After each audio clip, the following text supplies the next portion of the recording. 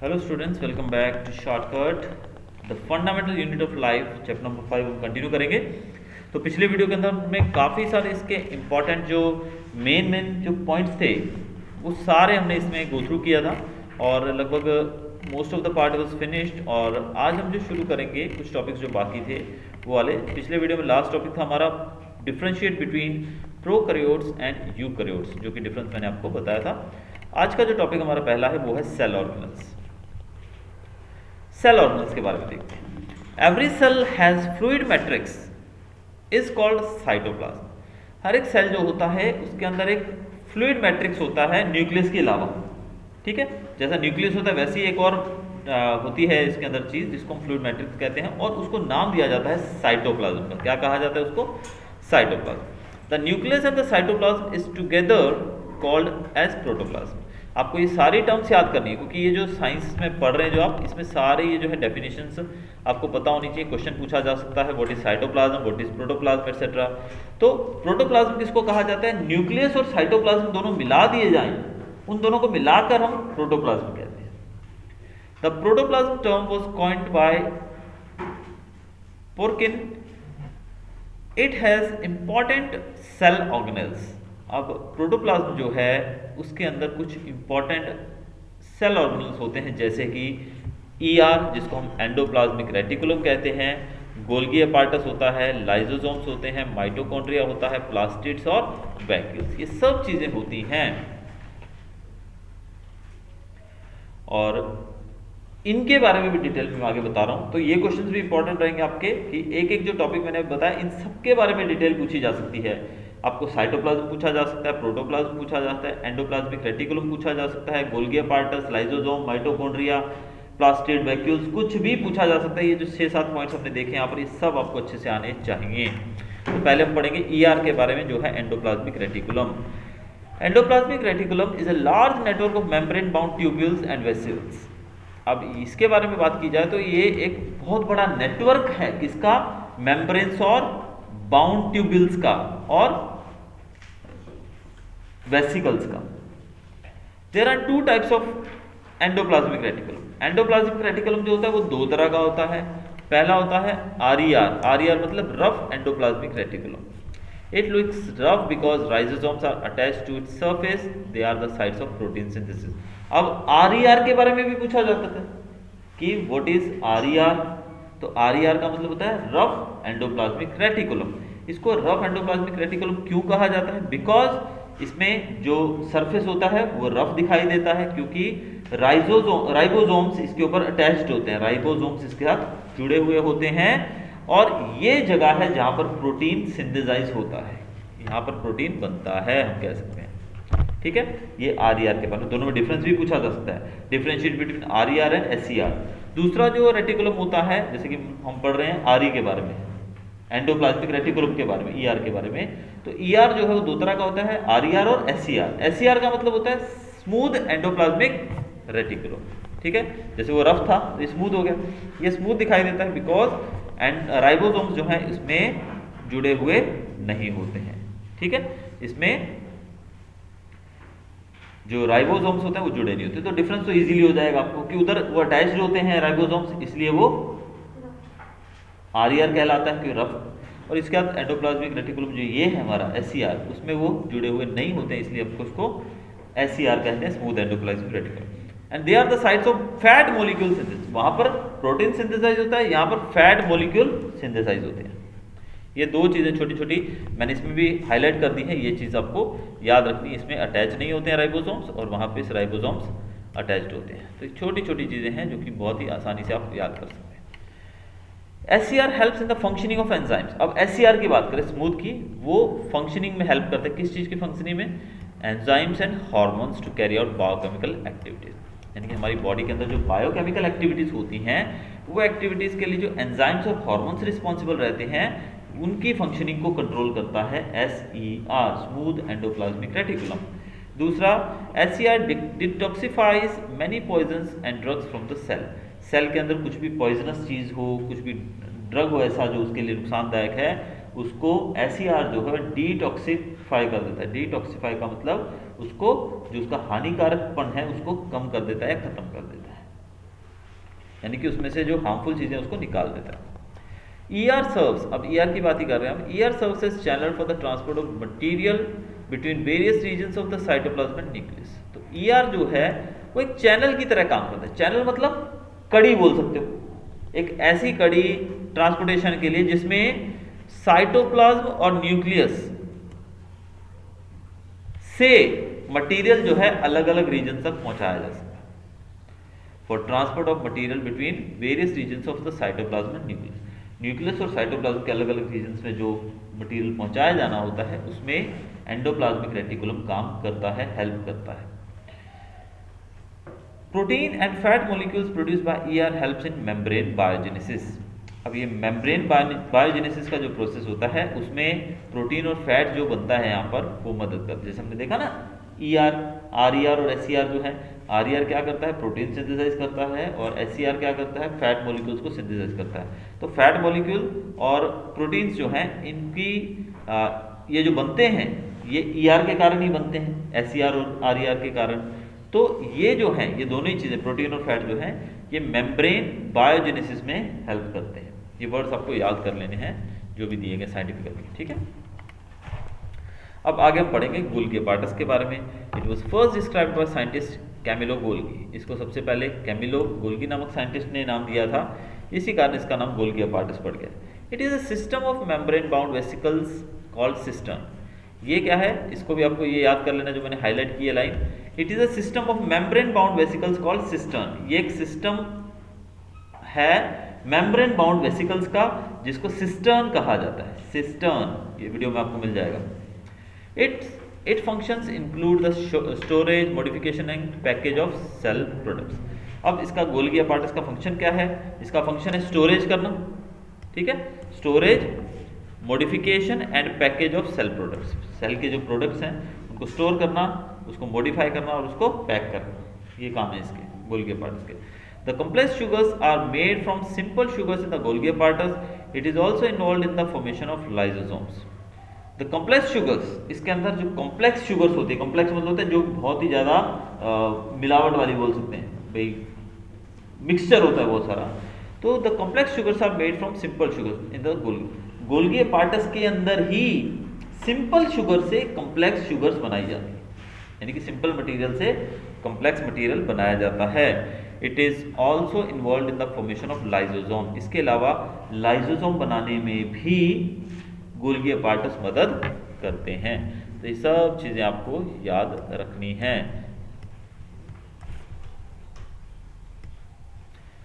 आगे हम पढ़ेंगे लाइजोसोम के बारे में। They contain membrane bound sacs with powerful digestive enzymes. Lysosomes जो होते हैं उनके अंदर मेम्ब्रेन बाउंड सैक्स होते हैं, यानी कि मेम्ब्रेन से भरी हुई चारों तरफ से पैक सैक आप जानते हो बोरियां होती हैं, जैसे इस तरह की एक चीज़ें होती हैं इसके अंदर, विद पावरफुल डाइजेस्टिव एंजाइम्स। इसके अंदर डाइजेस्टिव एंजाइम्स कैसे होते हैं? बहुत ही पावरफुल होते हैं, जो डाइजेस्ट करने में मदद करते हैं। To digest the worn out cell organelles. ये क्या करते हैं? ये जो खराब सेल्स होते हैं ना, जो खराब हो चुके हैं, नष्ट होने वाले जैसे, उनको डाइजेस्ट करने में ये मदद करते हैं। यानी कि मेम्ब्रेन बाउंड सैक से ही बना होता है और उसके अंदर डाइजेस्टिव एंजाइम्स होते हैं जो बहुत ही स्ट्रांग होते हैं, जो कि वॉर्न आउट सेल्स को, यानी कि जो खत्म होने वाले हैं या पुराने हो चुके हैं, या जिसको वॉर्न आउट मतलब आउटडेटेड जो हैं सेल्स, उनको डाइजेस्ट करने का काम करते हैं, आउटडेटेड सेल ऑर्गेनल्स को। When the cell gets damaged, lysosomes may burst and the enzymes digest their own cell, hence called as suicidal bags of the cell। ये क्वेश्चन बहुत इंपॉर्टेंट है, लाइसोसोम्स का भी आता है और एक क्वेश्चन लाइसोसोम से रिलेटेड ही है, लेकिन क्वेश्चन पूछा जाता है why lysosomes are also called suicidal bags of cells. अब हमने क्या देखा कि लाइसोसोम्स जो हैं उसके अंदर डाइजेस्टिव एंजाइम्स होते हैं जो कि सेल्स को, वॉर्न आउट सेल्स, जो खराब सेल्स हैं उनको डाइजेस्ट करने का काम करते हैं। अब होता क्या है, जो सेल डैमेज हो जाता है, कोई सेल सपोज कोई भी सेल जो है वो डैमेज हो गया है, वो खराब हो गया है, तो लाइसोसोम क्या करेगा, वो बर्स्ट हो जाएगा, फट जाएगा। लाइसोसोम क्या करेगा, मे बर्स्ट, इट विल बर्स्ट, और उसके जो बर्स्ट होने से जो एंजाइम्स निकलेंगे उसमें से, वो एंजाइम्स इस सेल को खा जाएंगे, डाइजेस्ट कर लेंगे। समझ में आई बात? अब वो अपने ही सेल को खा जाता है, लाइसोसोम, इसीलिए इसको सुसाइडल बैग्स ऑफ सेल भी कहा जाता है। It is the waste disposal system of the cell. तो हम कह सकते हैं कि एक वेस्ट डिस्पोजल, एक डस्टबिन है समझ लो ये, जैसे डस्टबिन में हम कचरा फेंकते हैं ना घर में, गंदगी, वैसे ही ये गंदगी को पचाने वाला एक वेस्ट सिस्टम है। समझ में आई बात? लाइसोसोम के बारे में कहा था। आगे है हमारा माइटोकॉन्ड्रिया। ये भी इंपॉर्टेंट टॉपिक है, इसमें भी क्वेश्चन पूछा जाता है, why mitochondria are called as power house of a cell. ये क्वेश्चन पूछा जाता है, माइटोकॉन्ड्रिया को power house of a cell क्यों कहा जाता है। तो ध्यान से सुनिएगा। पहली बात तो माइटोकॉन्ड्रिया क्या है। It is covered by a double membrane. इसके ऊपर कितनी मेम्ब्रेन होती है? डबल मेम्ब्रेन होती है। आउटर मेम्ब्रेन जो होती है वो बहुत ही पोरस होती है, और जो इनर मेम्ब्रेन होती है वो डीपली फोल्डेड होती है। यानी कि बाहरी मेम्ब्रेन होती है पोरस, यानी उसमें चीज़ें आ जा सकती है, और जो अंदर की मेम्ब्रेन होती है वो डीपली फोल्डेड, वो फोल्डेड होती है अंदर से। These folds create a large surface area for ATP. Fold होने का रीजन क्या है? जो फोल्ड क्रिएट होते हैं ना, यानी कि परतें बनी होती हैं अलग अलग, वो परतें बनी होती हैं, जो फोल्ड्स होते हैं, उससे सरफेस एरिया बढ़ जाता है। किस चीज़ के लिए? एटीपी के लिए। एटीपी क्या होता है? एटीपी का फुल फॉर्म भी आपको पता होना चाहिए, ये भी अंडरलाइन कर लीजिएगा या यहाँ से नोट कर लीजिएगा बुक में से। ATP is adenosine triphosphate molecule synthesis. अब ये जो बड़े बड़े फोल्ड्स जो होते हैं, फोल्ड्स होने के कारण सरफेस एरिया बढ़ जाता है, और बढ़ा हुआ सरफेस एरिया जो है वो एटीपी सिंथेसिस के लिए काम आता है। एटीपी है adenosine triphosphate. ATP is the energy currency of a cell. ATP क्या है? एटीपी एनर्जी है सेल की। सेल को भी तो एनर्जी चाहिए ना, तो सेल को एनर्जी जो मिलती है उस एनर्जी को हम कहते हैं एक तरह से ATP. Hence the mitochondria is also called the power house of cell. तो इसको माइटोकॉन्ड्रिया को हम लोग एटीपी के हिसाब से पावर हाउस ऑफ सेल के नाम से भी जानते हैं। Mitochondria have their own DNA and ribosome, therefore they can make their own proteins. Mitochondria के पास खुद का डीएनए होता है, खुद का राइबोसोम्स होते हैं, इसी कारण से वो अपने लिए खुद प्रोटीन बना सकते हैं। ठीक है, ये चीजें भी आपको याद रखनी है। अगला टॉपिक हमारा प्लास्टिड्स। ये भी इंपॉर्टेंट है, पूछा जा सकता है कई बार प्लास्टिड्स के बारे में। They are present only in plants. Plastids कहाँ होते हैं? सबसे पहली बात, सिर्फ और सिर्फ प्लांट सेल्स के अंदर होते हैं। कहाँ होते हैं प्लास्टिड्स? प्लांट सेल्स के अंदर होते हैं। दे आर टू टाइप्स, दो तरह के होते हैं प्लास्टिड्स। पहला क्रोमोप्लास्ट, दूसरा ल्यूकोप्लास्ट। क्रोमोप्लास्ट के बारे में बता रहा हूं पहले मैं, क्रोमोप्लास्ट और ल्यूकोप्लास्ट। क्रोमोप्लास्ट क्या होता है? Coloured plastids. क्रोमोप्लास्ट हम बोलते हैं कलर्ड प्लास्टिड्स को, ठीक है। Chloroplast green pigmented and useful in photosynthesis and also contain various other pigments like yellow और ऑरेंज। क्रोमोप्लास्ट जो होता है वो ग्रीन पिगमेंट होता है इसके अंदर, ग्रीन कलर का, जो कि फोटोसिंथेसिस में यूज किया जाता है। आपको पता है पौधों का कलर जो होता है, पत्ते होते हैं, वो हरे रंग के क्यों होते हैं? Because of green pigment. इसके अंदर काले रंग का एक तरह से कलर होता है, इसलिए वो हरे होते हैं। उस हरे रंग के कारण वो हरे होते हैं पत्ते। तो उसके अंदर भी ग्रीन पिगमेंट होता है। पहली बात मैंने क्या बताई, क्लोरोप्लास्ट किसमें होता है? पौधों के अंदर होता है, प्लांट्स के अंदर। और इसको क्लोरोप्लास्ट इसलिए कहा जाता है क्योंकि कलर्ड प्लास्टिड्स होते हैं इसमें। कैसा होता है ये? कलर्ड प्लास्टिड होते हैं, इसलिए इसको। अब कलर्ड वैसे भी मैंने तो बोला ग्रीन ही होता है इसके अंदर पिगमेंट, तो ग्रीन पिगमेंट होता है जो कि फोटोसिंथेसिस के काम आता है। दूसरा, इसके अंदर कुछ और भी पिगमेंट्स होते हैं जैसे कि येलो और ऑरेंज, इसीलिए इसको कलर्ड प्लास्टिड भी कहते हैं। समझ में आया? आगे है ल्यूकोप्लास्ट। ल्यूकोप्लास्ट जो है दैट इज व्हाइट और colourless plastid, stores material such as oils, proteins and fats. Leucoplast जो है वो व्हाइट होता है, या फिर उसको हम कलरलेस भी बोलते हैं। पानी जैसा होता है ना, जिसका कलर ही नहीं होता कोई, या तो वो बोलते हैं इसको, या फिर व्हाइट प्लास्टिड बोलते हैं। अब इसका काम क्या है? ये स्टोर करता है, क्या स्टोर करता है? ऑयल, प्रोटीन और फैट्स को। Plastids are also covered by double membrane. Plastids भी डबल मेम्ब्रेन से कवर्ड रहते हैं। The matrix is called stroma. इसके अंदर जो मैट्रिक्स होता है उसको स्ट्रोमा कहा जाता है। Seat for enzymatic action. Stroma जो है वो एंजाइमेटिक एक्शन की साइट है, यानी कि जहां पर एंजाइम्स काम करते हैं उसको कहा जाता है stroma. Plastids have their own DNA and ribosome. अब जैसे हमने पीछे पढ़ा था इसके बारे में, माइटोकॉन्ड्रिया के बारे में, वैसे ही प्लास्टिड्स जो हैं उनके भी खुद के डीएनए और राइबोसोम्स होते हैं। Therefore they can make their own protein, इसीलिए ये खुद का भी प्रोटीन बना सकते हैं। तो ये काफ़ी इजीली दोनों को कंपेयर करोगे ना, छोटा छोटा दिया है, बहुत अच्छे से दिया है, आप लोग कर सकते हैं। अगला हमारा टॉपिक है इसका, वो लास्ट नहीं है, खैर एक पेज और है इसके बाद, वैक्यूल्स के बारे में पढ़ेंगे। ये भी इंपॉर्टेंट टॉपिक है, ध्यान रखिए। सारे टॉपिक बहुत इंपॉर्टेंट है जो लास्ट में हम पढ़ रहे हैं खासकर। स्टोरेज सैक्स फॉर सॉलिड और लिक्विड कंटेंट। वैक्यूल्स किसको बोलते हैं? वैक्यूल्स को हम स्टोरेज सैक्स बोल सकते हैं। किस चीज़ का स्टोरेज? सॉलिड और लिक्विड कंटेंट, यानी कि सेल के अंदर जो भी सॉलिड कंटेंट होता है, लिक्विड कंटेंट होता है, उसको स्टोर करने के लिए वैक्यूल्स काम आते हैं। वैक्यूल्स कैसे होते हैं? एनिमल्स के अंदर स्मॉल होते हैं, जबकि प्लांट्स के अंदर कैसे होते हैं? लार्ज। प्लांट्स के अंदर वैक्यूल्स ज़्यादा बड़े होते हैं। May occupy 50 to 90% of the cell volume. अब 50 से लेकर 90% तक सेल की वॉल्यूम जो है वो प्लांट्स के अंदर वैक्यूल्स ले लेते हैं, एनिमल्स के अंदर छोटे होते हैं। अब इनका काम क्या है? Helps to provide turgidity and rigidity to the cell. Cell को शेप देते हैं, कठोरपन देते हैं सेल को। Many substances like amino acids, sugars, organic acids and proteins are stored in vacuoles. अब जैसे कि हमने देखा कि ये स्टोर करने की जगह स्टोरेज सैक्स है, मैंने पहली लाइन ही बताई ना, दे आर स्टोरेज सैक्स। तो इसलिए यहाँ पर amino acid, sugar, organic acid या प्रोटीन्स, वो सब चीज़ें स्टोर की जाती हैं।